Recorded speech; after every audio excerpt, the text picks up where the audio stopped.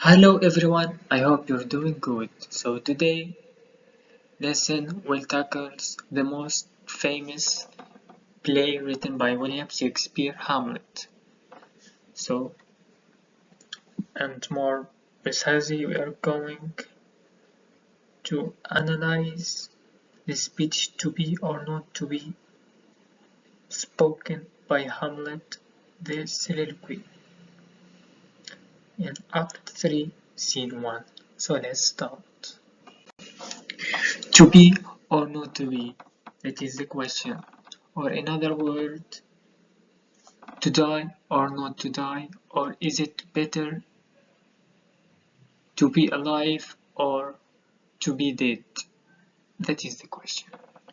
Whether it is noble in the mind to suffer the slings and arrow of outrageous fortune, or to take arm against a sea of troubles. In other words, it is more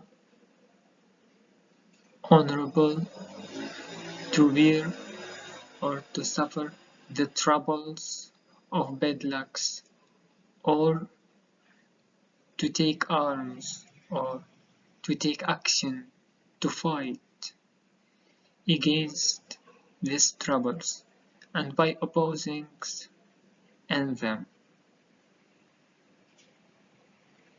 By opposing this trouble, you can finish them.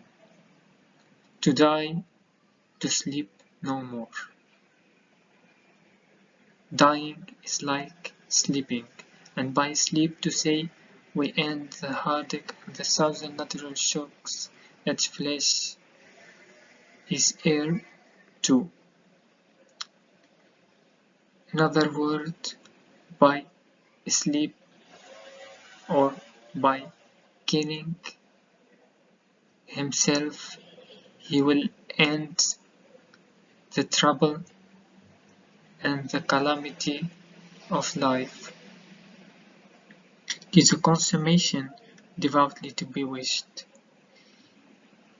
It is a suitable end that one's wished for, to die, to sleep, perchance to dream, or perhaps to die.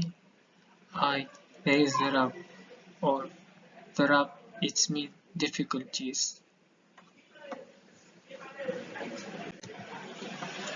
For that sleep of death, what dreams may come?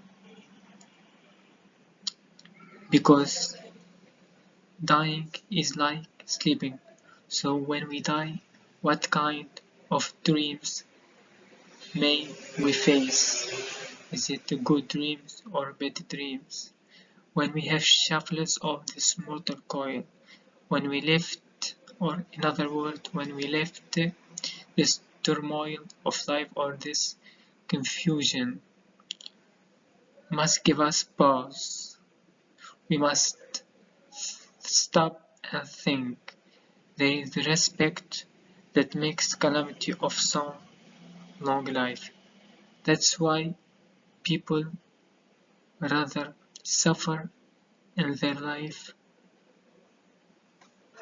That's why people suffer in their life rather than killing themselves, because they don't know what happens after death.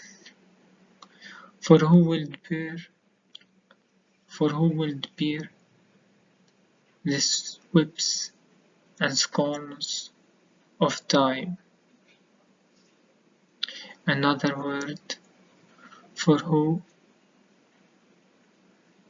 would endure the troubles of life, the oppressor wrong, the proud man's contumely, the pangs of despised love, the law's delay, the insolence of office, and the spurns that patient merit of they unworthy takes, when he himself may his quietus make with a bare patkin. Another word, Hamlet is thinking about suicide, because He may find peace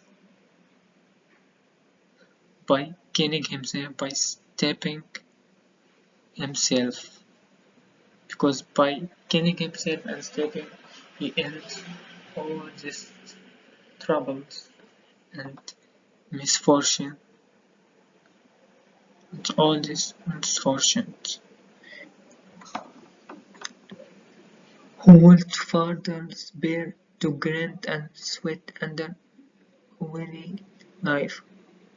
Who will, another word, who would prefer to endure the trouble or a tiring life?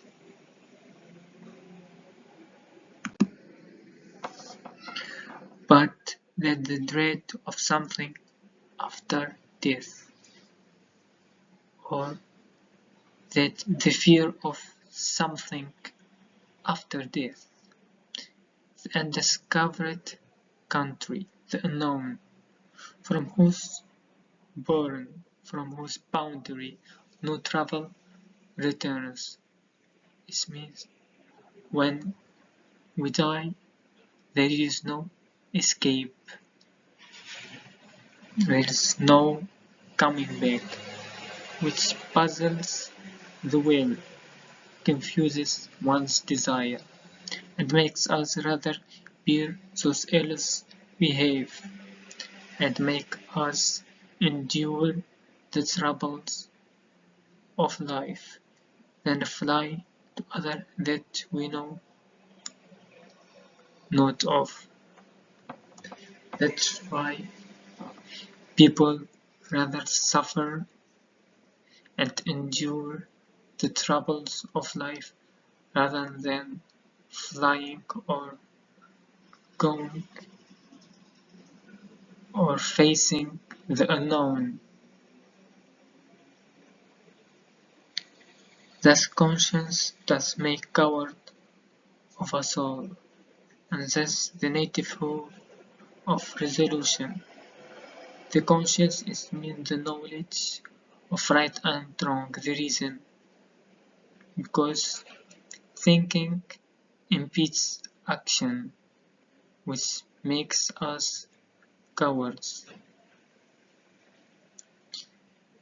In this part, Hamlet is apprehensive or afraid of the afterlife.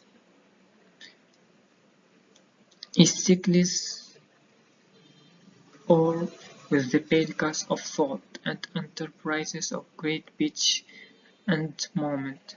With this regard, their current tour weary and lose the name of action, and by thinking they take the wrong decision, and they become unable to act.